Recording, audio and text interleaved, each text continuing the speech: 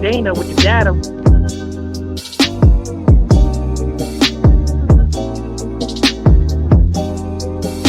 Dana with the data. Hi guys, welcome back to Dana with the Data podcast. And I have something special. I have a panel, yes.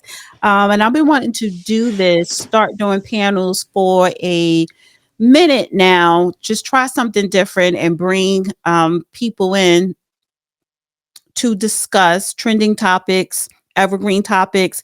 And today we are going to be talking about South Africa, particularly white South Africans. So I have a question to ask. Are white South Africans coming to America, right? I.e. Trump said that he will invite the white South Africans to resettle here in America.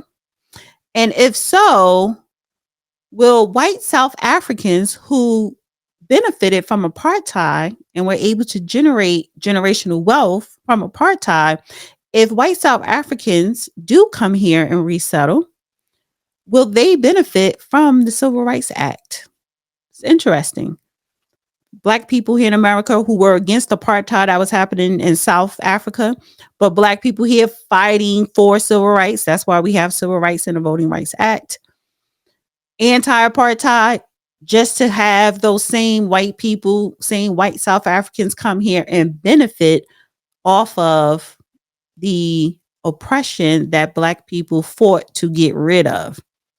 So that's going to be our discussion. And also towards the end, we definitely have to talk about Jasmine Crockett, who admitted that she was a DEI hire. Yes. So let me bring in my guests. Julio. So we have Mr. Julio. Hi.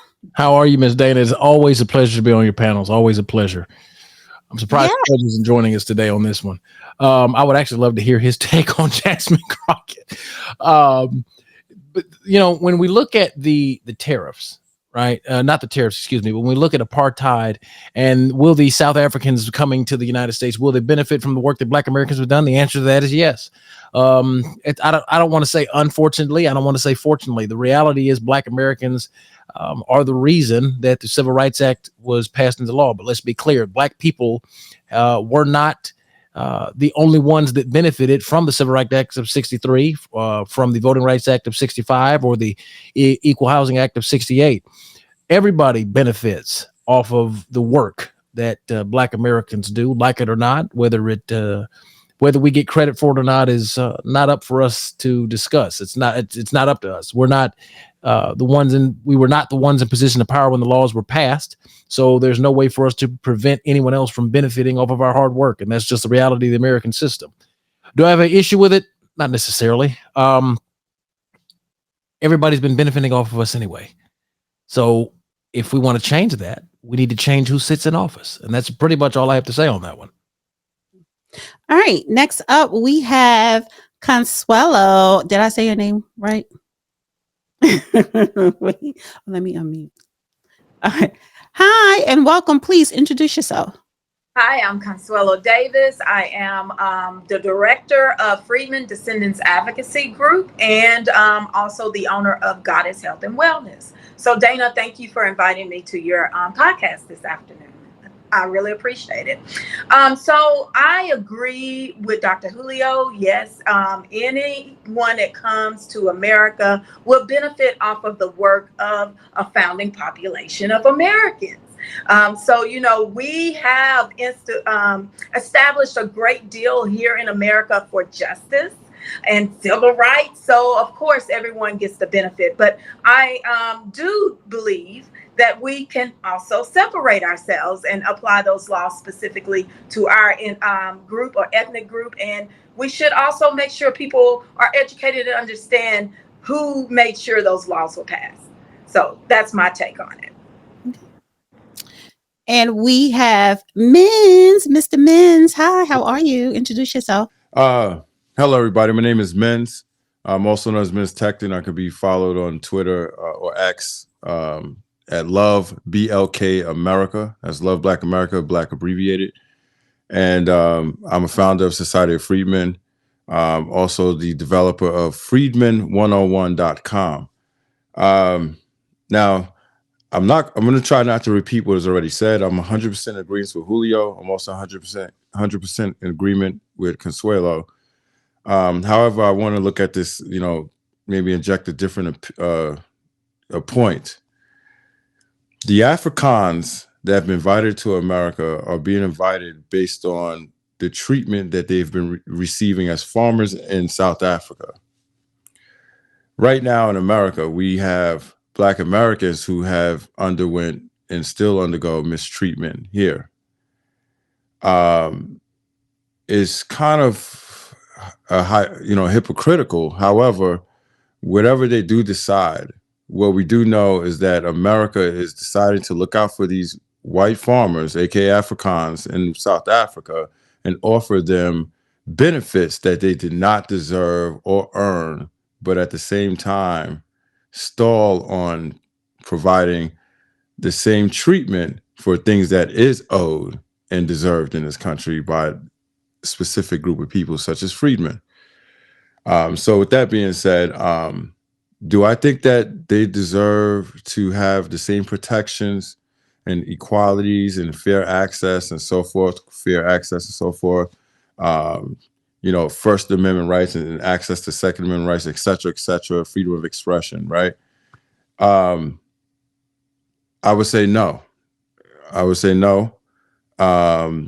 Simply because you're talking about not only a people that got that land unjustifiably and immorally, such as what happened during the apartheid, but also people who have not done anything for America nor in America to deserve anything that they're being offered. And I rest my mic there.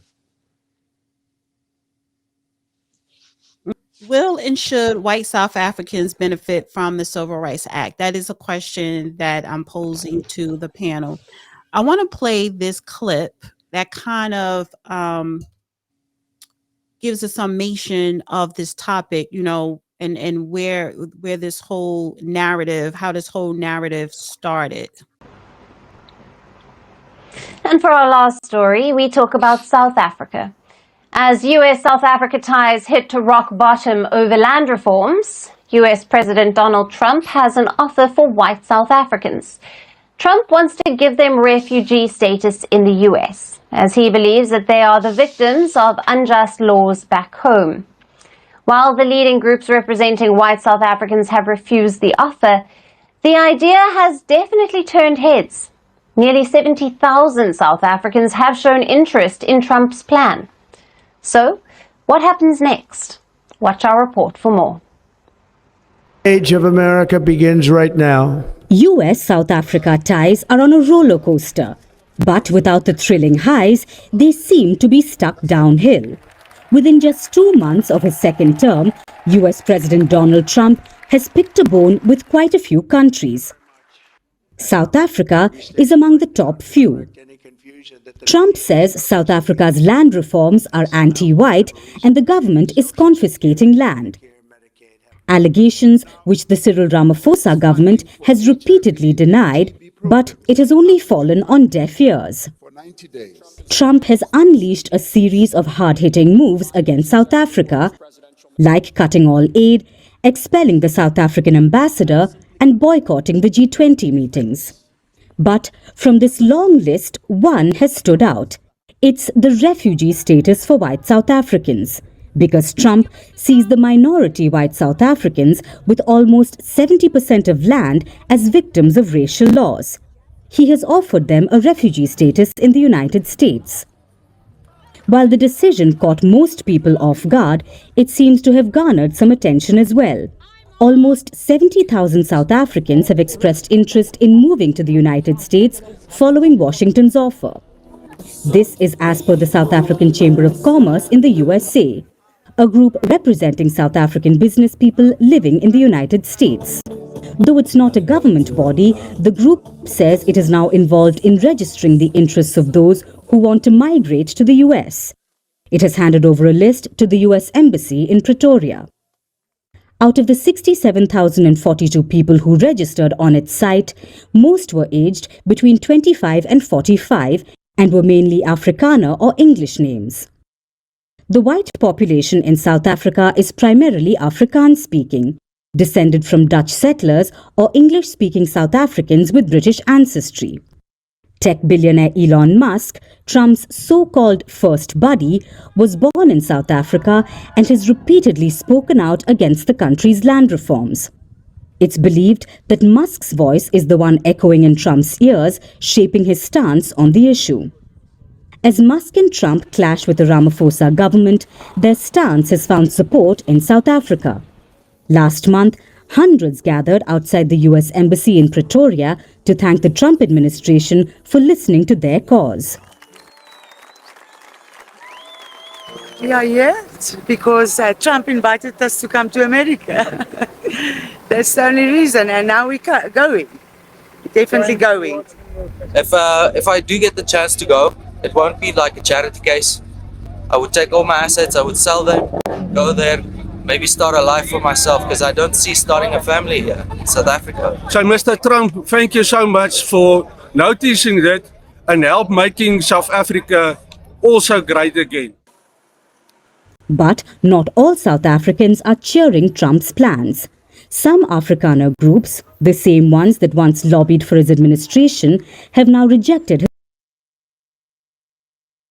All right, so I want to get you guys' take on that. And by the way, let me actually share this too, because Trump took it a step further and issued an executive order addressing egregious actions of the Republic of South Africa, right? By the authority vested in me as president by the Constitution and the laws of the United States of America, it is hereby ordered as follows: purpose and shocking disregard of its citizen rights. The Republic of South Africa recently enacted Expropriation Act 13 of 2024 to enable the government of South Africa to seize ethnic minority Afrikaners' agricultural property without compensation. This act follows countless government policies designed to dismantle equal opportunity in employment, education, and business, and hateful rhetoric and government actions fueling disproportionate violence against racially disfavored landowners. In addition, South Africa has taken aggressive position towards the United States and its allies, including accusing Israel, not Hamas, of genocide and International Court of Justice, and reinvigorating its relations with Iran to develop commercial, military, and nuclear arrangements. The United States cannot support the government of South Africa commissions of rights violations in its country or is undermining United States foreign policy with purposes national security threat to our nation, our allies, our African partners, and our interests. So I'm going to scroll down to section 4, where he says, refugee resettlement and other humanitarian considerations. The Secretary of State and the Secretary of Homeland Security shall take appropriate steps consistent with law to prioritize humanitarian relief, including admission and resettlement through the United States Refugee Admissions Program for Afrikaners in South Africa who are victims of unjust racial discrimination. Such plan shall be submitted to the president through the assistance to the president and Homeland Security advisor. So, with all that said, who wants to go first with this? So there was something particularly interesting in the news clip that we just watched. There was a young white man that said that he was going to take his assets and bring his assets over to the United States. I know that apartheid in South Africa lasted from around 1948 to, I want to say, 1994. And the ages of most of these people coming to the United States are 25 to 45 years old based around the news clip, which puts a majority of them outside of the range of apartheid or at the very tail end of it at best. So these white people did not advocate, from my understanding, and correct me if I'm wrong, they did not advocate for apartheid or were not benefactors thereof. So and on top of that, if they're going to bring their assets to the United States, if they're going to bring the capital that they possess to the United States, I'm going to be honest with you, I'm all for it. I wonder if roles were reversed and these were black South Africans, would this be news? I genuinely wonder that. I think that this is an attempt to once again pull out the race card in a different political sense for whatever end. I mean, again, knowing the years that apartheid took place in South Africa, which ended with the election of Nelson Mandela, I cannot be against. I'm neither for nor against them coming over to the country, especially if they have enough assets to bring something of value to the United States. Yeah, I'm actually against them coming to America for multiple reasons, but I don't think that we can really say, and I just want to make sure I heard you correctly. Like, you wanted to take race out the picture in your position of whether or not one group versus another group would be would the news still cover it? Right. I think it's not that I want to take this out of it. I just want to. I'm a little curious about it. And again, it's something I may need to do more research on. But from the research I've done on apartheid, that's why I'm making the statement I'm making. Well, look at the victims of apartheid. Where was the extended hand from America, opening the doors and saying that that you can come here, you're victims, and even though they're not the people who participated in apartheid, we know that they are beneficiaries of the apartheid. Look at the isolated land usage that they have there, that they say that the other groups based on their racial or phenotypes cannot come in or enter. Now, I asked this question: these people coming to America, whatever expenses or whatever economic benefit that you may foresee them bringing here, at what expense? In outside of the economy, what expense would that be on American people and their children and their grandchildren? What focus? What about politics? Because there's no group of people that comes into a country, settles for a while, and doesn't eventually want to engage in the politics and wants to have a share of whatever is being decided on or funding. What about business? And allocation, specific, focus. When you, myself, and other people are fighting to be recognized, why would anybody and any one of us want to be supportive of growing a population with an additional demographic with their own set of issues? Well, I don't know that. I don't know. Like, it's basically deprioritization. Well, that's a good way to look. Furthermore, that's a good way to look at it.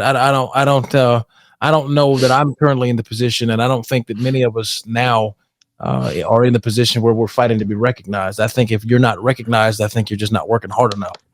Because the question I would ask is, in what specific sense are we seeking recognition? That would then be the next question I would have. Do you feel like in the business, we could say Fortune 500 or politics, do you think in politics that Black Americans are actually being recognized adequately and accurately? Are we adequately represented? Sure, by the numbers, I would say we're definitely approaching there. Are we accurately represented? No, but that is not a fault of anything outside of who we as a culture choose to elect to the seats. I mean, for prime example, I don't think Jasmine Crockett accurately represents Black America, but she does definitely fill the roster role in terms of being a member of Congress. So, then you also have, on the flip side, you have people like Congressman Byron Donalds, who's now running for the governorship of Florida. You have people like Camilla Moore, who was just appointed to the Civil Rights Task Force by President Trump himself. You have his pardon czar, Alice Johnson. You have a lot of different people that are being appointed in that are people that are Black. I hate using the term people of color, that are Black folks representing America in some capacity in the political scene. So now it's a question of who do we want representing us, I would actually argue. Well, you just kind of laid it out clean for me. I mean, not that we're having much of a dispute, but Jasmine Crockett is a misrepresentation of Black people. Absolutely. And some of the people you mentioned as well. But for what the majority wants and what the demand has been for Black Americans, I don't think that we can afford to lean on other people being added into this country when we've already seen the special focus immigrants have received in the past almost decade, right? Yeah. So like we seen how they was given. There was money, there was departments, there was special focus in education. Every area possible, they have received a special focus, and essentially, when we're talking about another group of people, we can't look at that. All of these group of people are going to be vetted, and that to the point where 100% of them are going to be bringing money into this economy or bringing some level of wealth and everything. There's always that risk. And I think that, farmers from South Africa being farmers and for how long has not generated, something that's really something that should bring us into questions like, it's not like we're bringing in a bunch of Elon Musk. You know what I'm saying? We're bringing in, like you said, one generation from the apartheid. So how much money do you think they really accrued? What they really would be coming, and this is something I think we should think about, because this is a sector that Black people should really move back into, is farming and mechanics. Yeah, and that's something that we used to majority.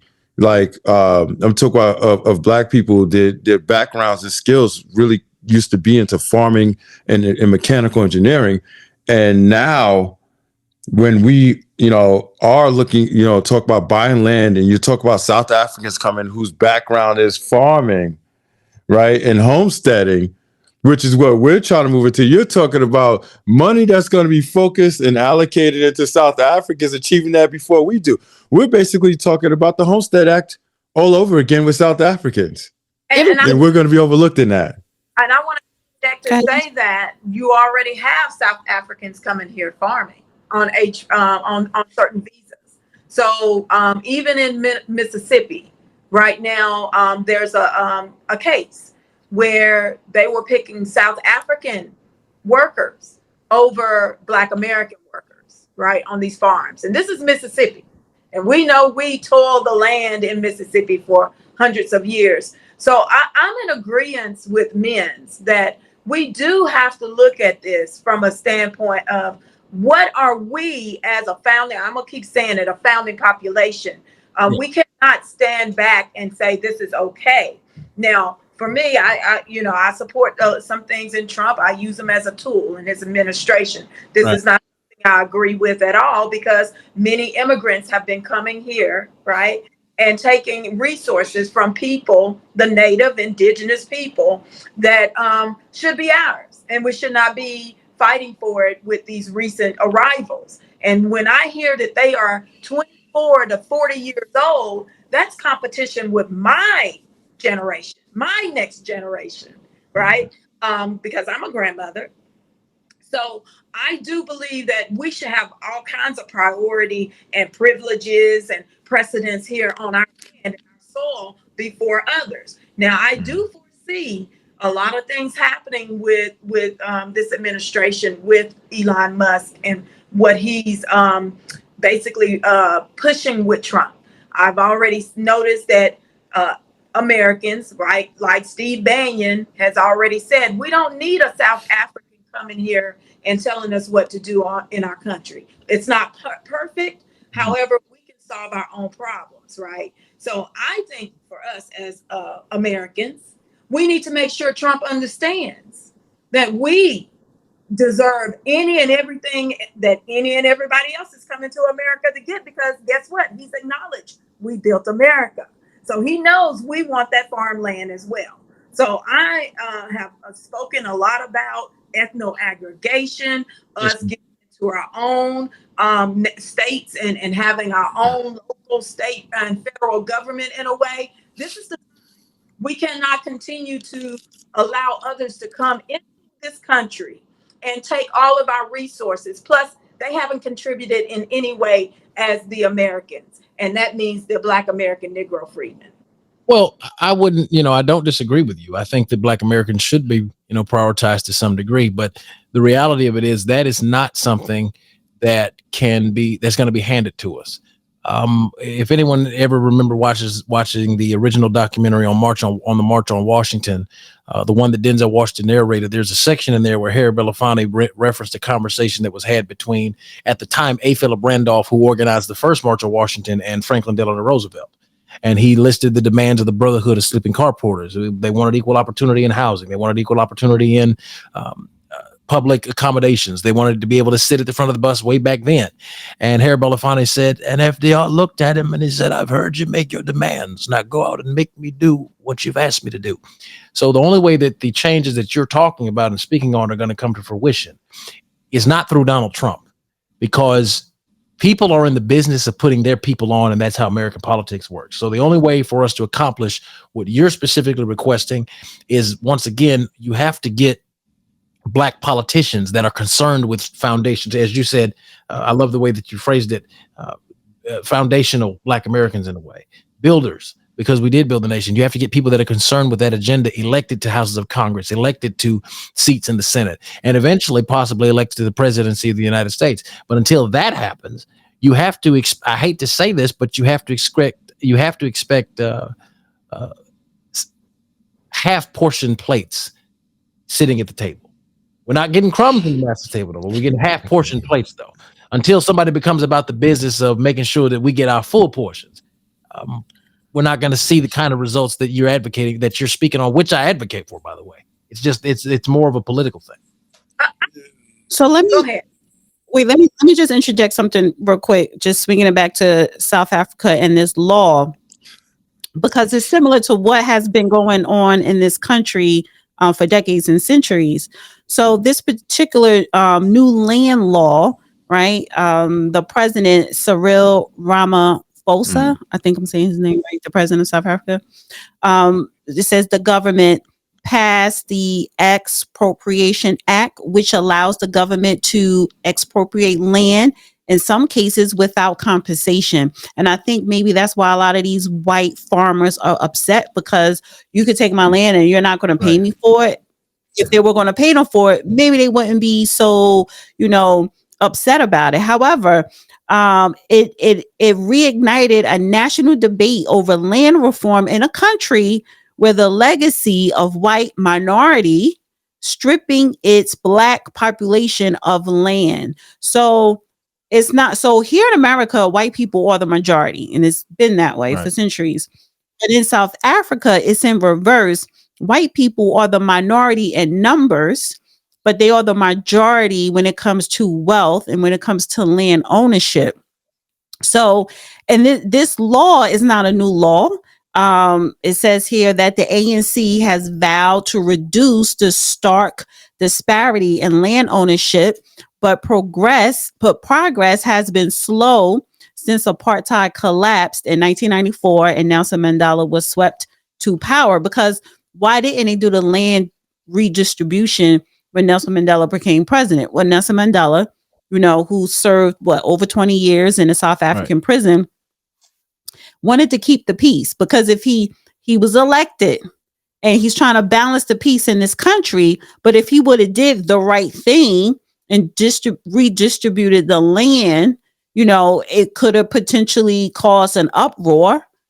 And I don't, again, going back to white people in numbers are the minority. And now they're talking about discriminatory killings of white farmers. White South Africans have been subject to violence and murder. There are no official data to suggest that they are disproportionately attacked in a country with a high crime rate. You also have Elon Musk calling it a white genocide. Musk on an X post at the South African president, because I remember they were going back and forth. Why do you have openly racist ownership laws? So it's like the audacity of Elon Musk, even though, yes, he's doing a great job with Doge, but it's the audacity of this man who is from South Africa, born and raised, and his father did make his money via apartheid. He comes from some type of wealth, and he was able to mass to end up being the wealthiest man in the world. You have the audacity to say a white genocide, to where when we look at the history of South Africa, especially the Soweto uprising, where you had school kids that were literally slaughtered by the white policemen. You know, that takes a lot of balls to say that. So bringing it to the United States, here's Donald Trump offering 70,000 South Africans to come here under the refugee program. And I'm pretty sure that program, you do get some type of assistance. Yes. And being that they are probably in the agriculture industry, the farmers, white or black, here is having a hard time, but particularly black farmers here, it's like, yes, to a certain degree, when you know, it trickles down to black people, even on an agriculture level, kind of like being oppressed. And I'm starting to see a narrative, even on X a lot, that white people are starting to claim this victimhood of white genocide or discriminatory acts against them racism here in America. Well, I think yes, you know, that argument does not hold up.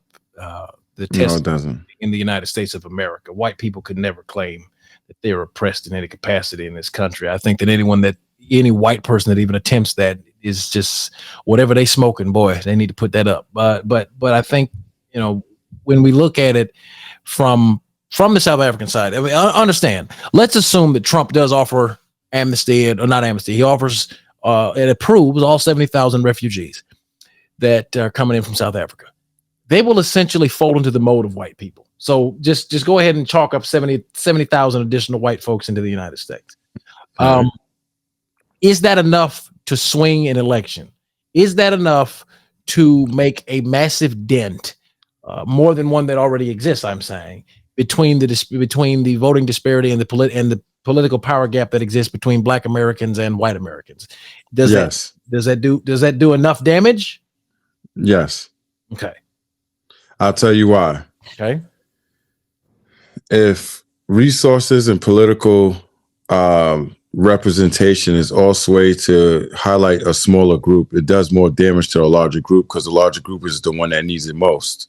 Okay. It's like, so if you have people that are in need, or people that need investments or grants, or the same services that's given through the refugee programs they already have, right? You have funding, resources, budget basically being utilized and allocated to a smaller demographic of people.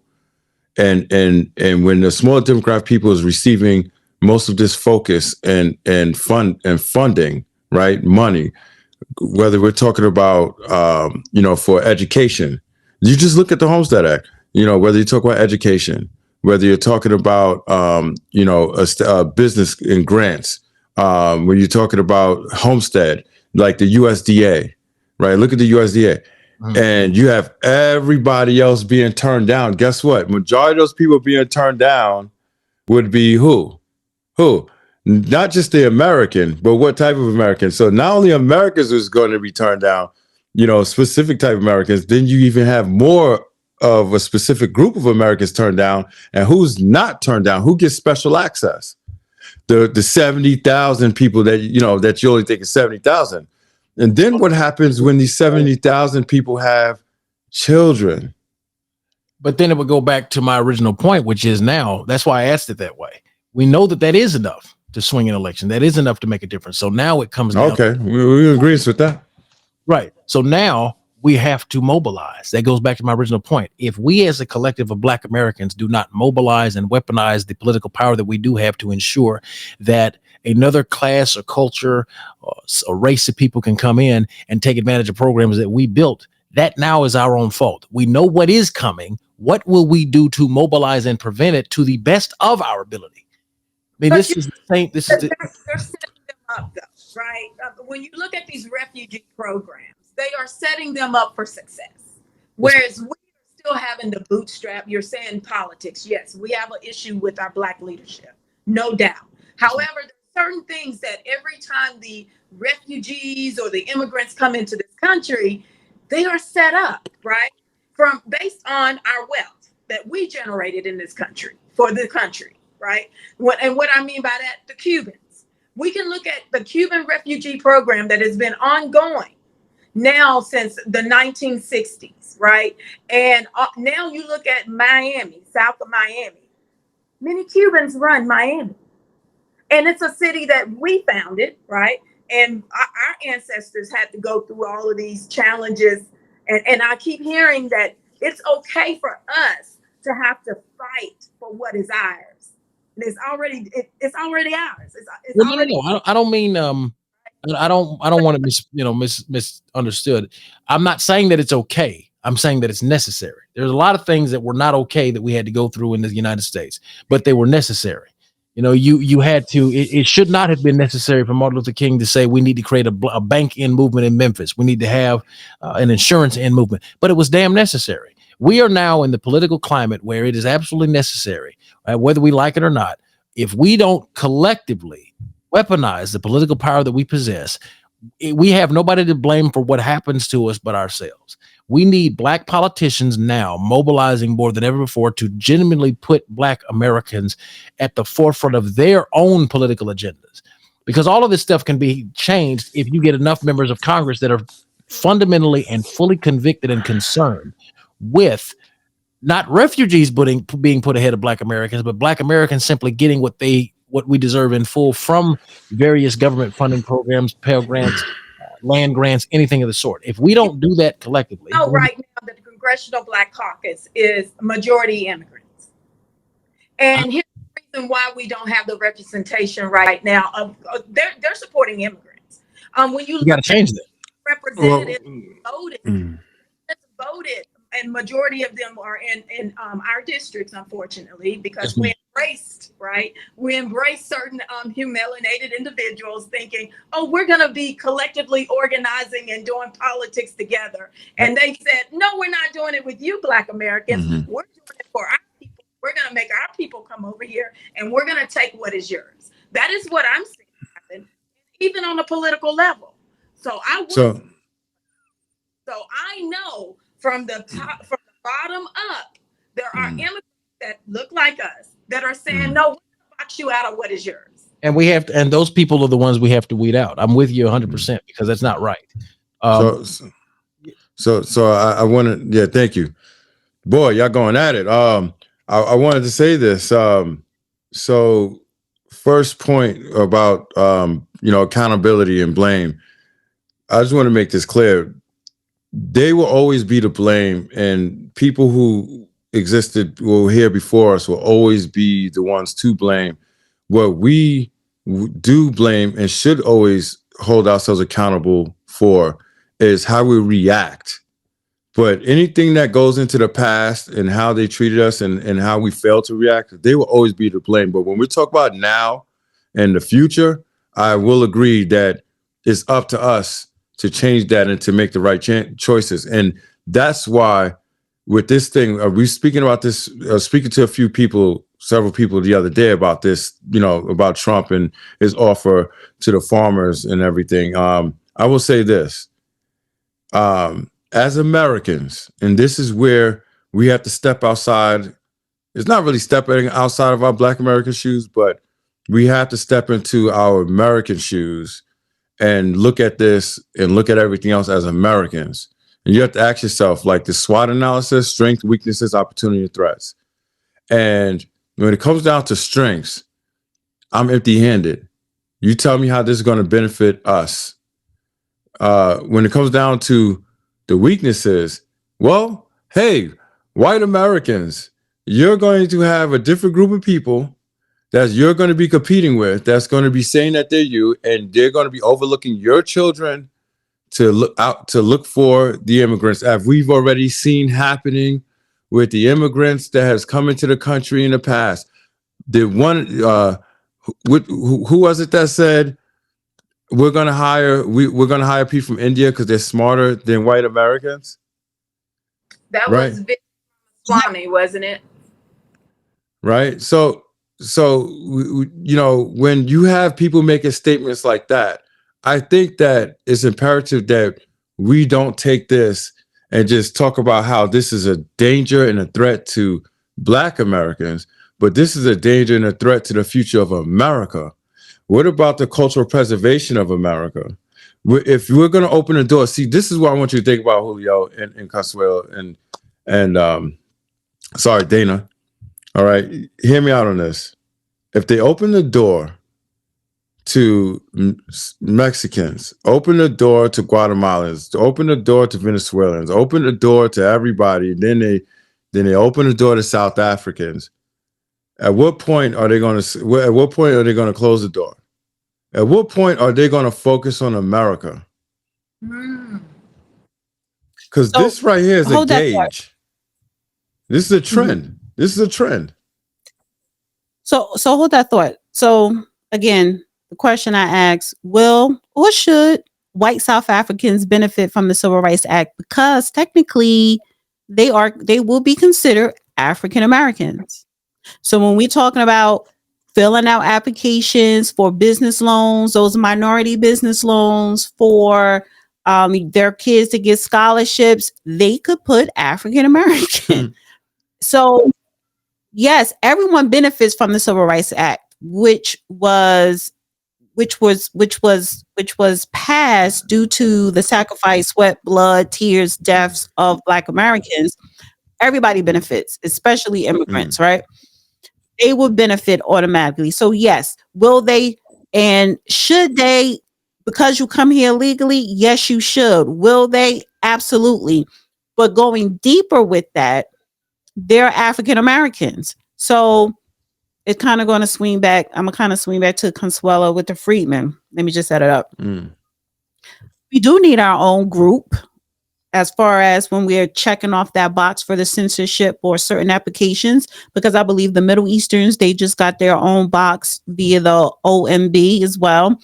That's not the conversation right now, but the point I'm trying to make here is when you have South Africans who are technically African Americans coming here, when we have these immigrants, like these illegal immigrants that were coming, they were coming in predominantly urban Black communities and neighborhoods because those were the main sanctuary cities. It seemed like Black Americans' race and lineage is being watered down to eventually non-extinct. But I agree with Julio. What are you going to do about it to combat it? Because we do have access to all of the resources and the laws to utilize for us to move forward. And I don't see a lot of that happening. So I want to play this clip of a group of South Africans wanting Trump to help them set up their own state in the country of South Africa. And then I'm going to go to Consuelo. Because I think you know what I'm going with this. Residents of the separatist enclave of white Afrikaners in South Africa want US President Donald Trump to help them become a state. A group of them was so opposed to majority Black rule when apartheid ended some 3 decades ago, they carved out the enclave. Orania, population 3,000, is the only town in South Africa where all residents, including menial workers, are white. Last week, community leaders visited the United States, seeking recognition as an autonomous entity. Orania movement leader Just Strijdom, surrounded by bronzes of past Afrikaner leaders, including from the era of racist white minority rule, had a message for those stateside. If whomever is interested in helping create Orania's future, we think investment is a good opportunity. Our message to the American government was help us here, 3-word response. It was not to say help us here by giving us American tax dollars so that we can just, do whatever. Trump offered in February to resettle white South African farmers and their families as refugees. Strijdom said that wasn't the point. We are glad that we are recognized as a people, but we don't want to be refugees in another man's land. South African authorities acknowledge Orania as a town that can raise local taxes and deliver services. The 8,000-hectare settlement is riding an unprecedented wave of support from right-wing Americans for Afrikaner nationalists who lost power when apartheid ended in 1994 and Nelson Mandela became South Africa's first Black president. 3 senior Orania officials interviewed by Reuters were vague about the help they sought in the United States. They said they wanted investment to build houses to keep up with its 15% population growth, infrastructure and energy independence. Stridham declined to say whether his delegation had contact with the Trump administration. The US State Department did not immediately respond to a request for comment. Political analyst Nikki Falkoff believes Afrikaner groups want a return to apartheid. I think for a long time, Orania and people around that kind of politics have been relatively careful about how they portray themselves. And they have made a big effort to go, we're just living peaceably side by side with our neighbors of other colors. We choose to only be white people, but that's okay because this is our space and we will live in this way. And what's happened now, I think, has emboldened them slightly more to go, no, well, actually, we would like apartheid back, please. Some US right-wingers have sought to align with Afrikaners in their opposition to diversity policies. South Africa's black empowerment laws have been ridiculed by Trump's South African-born advisor, Elon Musk. A third of all South Africans are out of work, most of them poor blacks. Okay, so I'm going to go to Consuela. You can start with this. Well, when I look at that and see that they want to separate and have their own state, that's something that I'm pushing for us here in ethno-aggregating here in the United States for Black American Negro freedmen, right? To have our own, because we are a nation within a nation, but we wouldn't have one state. I'm looking at like 7 states, right, as the beginning of where we built here in America, including the DC. So I would think if the Afrikaners are making this appeal to Trump and he, let's say he does agree to help them, there should be no reason why he wouldn't want the same thing that the Black American Negro freedman wants here in America, especially since he's building these freedom towns or freedom cities. And that is something that we want to make sure we're at the table to represent, that we also want these freedom cities in our areas, and especially in our highly populated areas like Memphis, Tennessee, right? We also can build out these freedom cities. And considering that we have built out America and made it such a advanced society and a superpower, we should be able to do the same thing here on this soil. But I think it's very important to remember, Ms. Consuela, that even Dr. Martin Luther King, while he was alive, stated that it is a foolish idea to attempt to create a separate nation within the United States, simply because, for one, the population numbers don't. The current population of we make up 13.46% of the United States population, and if we attempt to create a nation within a nation, that only fuels more separatist politics. The same with these, because all this is in this clip that I watched, they number some racist white folks that want to have their own town where they can be as racist and as narcissistic as they want. That doesn't help. That doesn't help anything. Creating additional lines of delineation or separation is stands in stark contrast to the ultimate goals of what got us the passage of the Civil Rights Act of 63 and the Voting Rights Act of 65, which was an inclusivity agenda. That's what made King more successful than Malcolm. The more we attempt to create any sort of separation among the races, it only further fuels the political conflict that has already kept us divided as a country now. So I don't see that. I mean, at this point in time, we've always been segregated. We ended up integrating, and what do we have? We had more when we were separate. In what sense? Is something I feel like is very much possible, right? Well, here would be my question. Our resources are already going to everybody else. We're still not benefiting from inclusivity. But that is not a fault. Yeah, it is, because no. It's not a fault. Here's what I'm saying. That is not a direct fault of the United States government. There are multiple variables that lead to us not benefiting the way we should.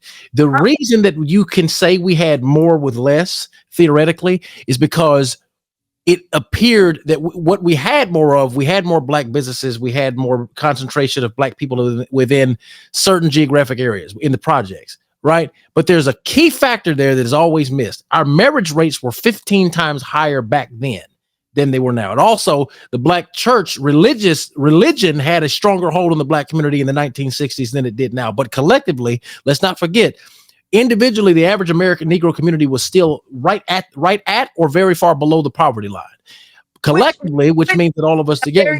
And now what we have in the United States is you have a disenfranchised black community because most of us are not married. Most of us do not know what a stable nuclear family looks like. We don't come from it. So that is actually what leads to this idea that integration, we have less under integration now. Dr. Martin Luther King never told us to stop focusing on black businesses. He never told us to stop focusing on black economics. We did that by choice. Oh, okay. Go ahead. Finish up, Dr. Julio. Then I'm just very quickly. We did those things to ourselves by choice. And Farrakhan even gave a speech about this. To quote him, and I'm gonna shut up here. I think it was the Savior's Day 2010. He said, "What happened when we could go into the white man's motels? Did the black ones close down? Yes. What happened when we could go to the white man's restaurants? Did the black ones close down? Yes. Why? Because integration took the money out of the black man's pocket and put it in the hands of the white man's, because we convinced ourselves that if we could sit at that same table, we didn't have to worry about keeping ours on its full legs." Well, I beg to differ with that statement by Farrakhan, because the reason Black American Negro freedmen did go into integrate, because we were paying taxes and still wasn't benefiting from it. You know, so we're paying taxes. Taxation without representation. Right. Yeah. Exactly. Here we are. We have our neighborhoods, we have our businesses, and we're paying taxes. We're not receiving any benefits. So when I look at aggregation in 2025 and moving forward, we have our own separate entity, just like the Bureau of Indian Affairs. All of our money budgeted for our resources or whatever comes to us, it is separate from everyone else's. We don't need everyone else to receive all the things that we already work for and is ours, right? So right now, the small business, SBA, we know that all of that money is still going to funnel, even though minority, Black-owned businesses, all of that still doesn't go to us. It is still capital that is being pushed to others as they say, oh, now you get to come under and be like the Black American Negro freedmen, and you get to receive everything that they do, which they don't deserve. And I'm going to put this out there. The 14th Amendment. You see how everything that relates to us as a founding population, now they want to make sure it relates to others. The 14th Amendment wasn't created for as a loophole for people to immigrate here or have babies on the soil and receive all the resources as the freedmen, but that's what they're doing for right now. So how are we benefiting? Being inclusive. It's hurting us, really, really hurting us. Go ahead, Vince. I'm sorry. Oh, okay. Thank you.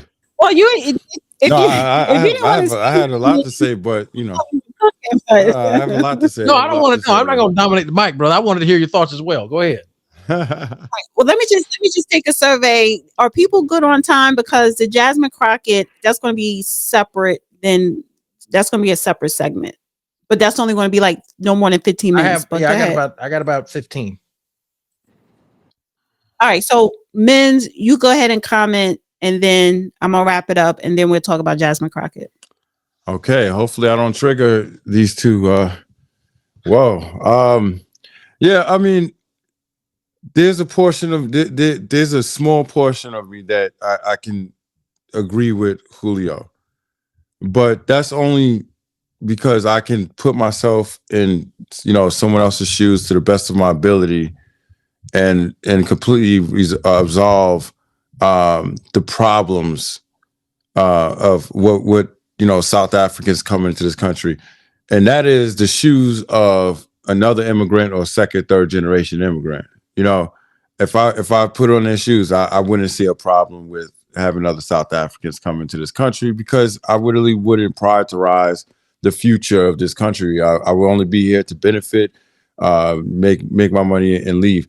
And and retire home in my country, where I can, live a beautiful life without having to worry about confiscation or, foreclosures because of taxation and so forth. And the money will go longer. But when we talk about the Civil Rights Bill of 1964, all right, and we're talking about what else comes with that protected class citizenship, there's this quote unquote idea of fair access.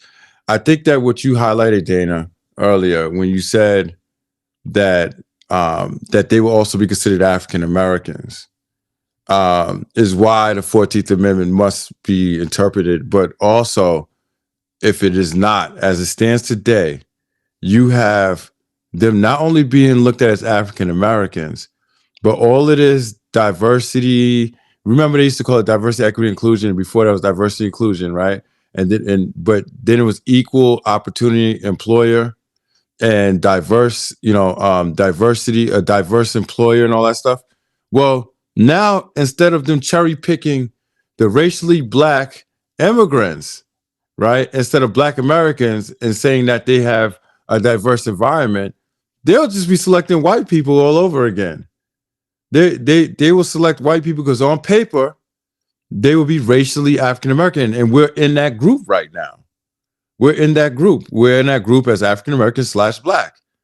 So on paper, when they, when there's benefits like they were doing with the Democrats, diversity employers, they got credits. They got credits for hiring a certain amount of demographic. And then Title VI HUD Act, right, says you have to hire a specific percentage of impacted groups, right? Well, you could kiss that goodbye. The contractors, who do you think they're going to hire for contracting? That small little group that you're saying of South Africans, that's what he's talking about now, this year. What about next year? What about the year after? You know what I'm saying? Like, we're not talking about like a one-time thing. And that's what I'm saying. Like, when are we going to say as Americans that right now we should not be allowing people, any refugees and so forth? We cannot afford it right now. We have crazy inflation, right? We have cost of living that's going up. We have these companies that are outsourcing like crazy. We haven't really got a strong hold on that. And then we have many people that can't afford, that are losing their homes.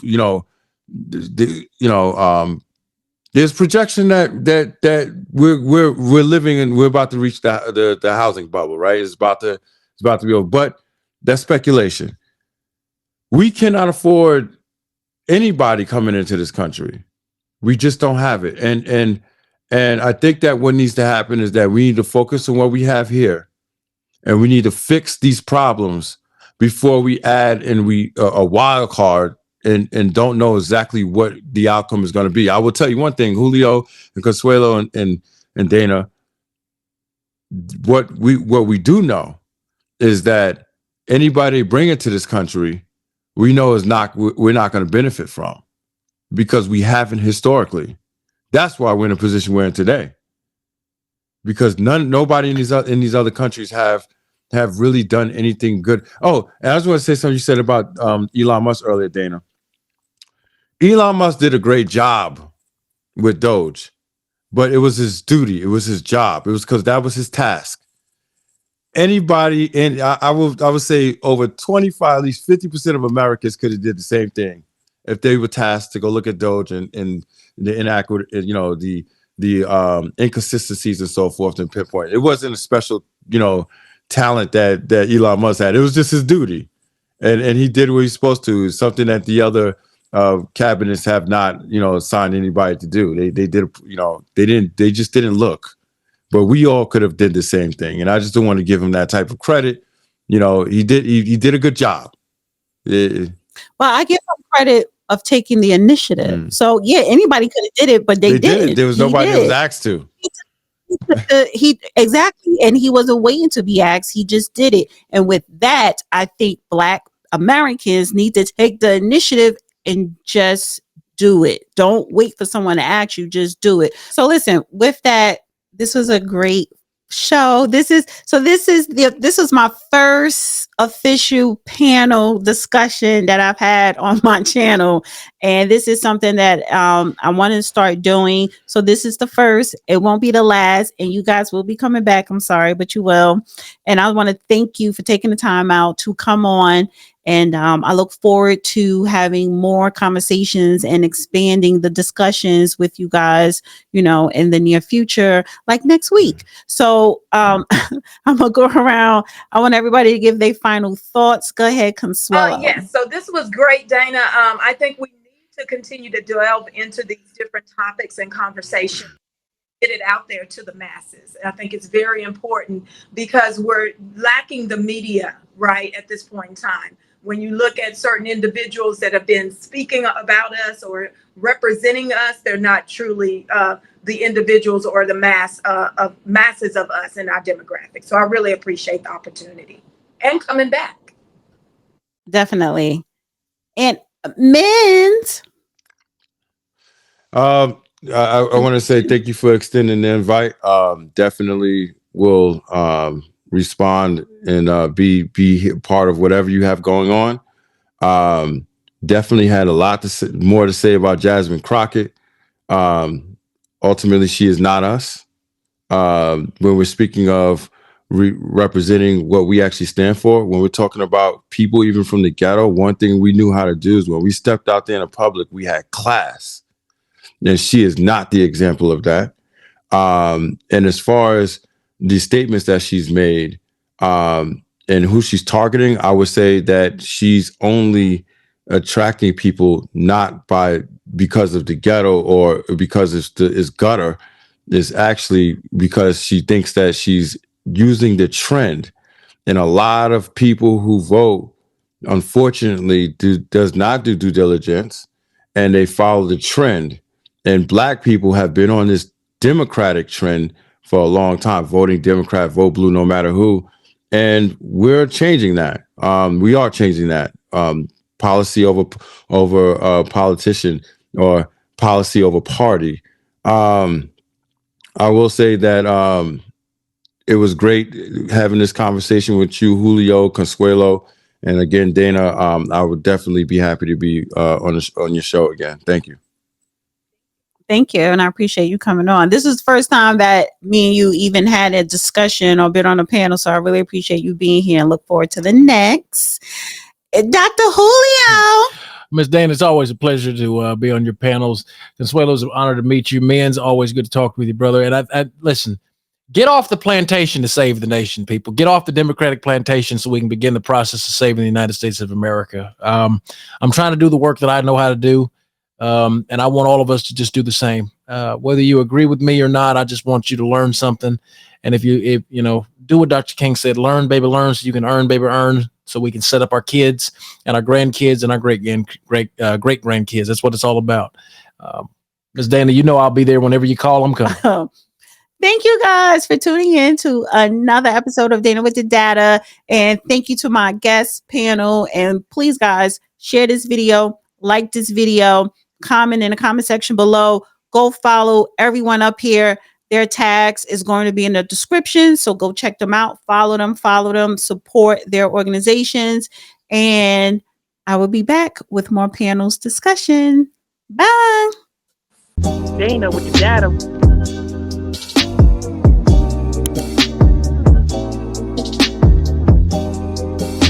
Dana with the data.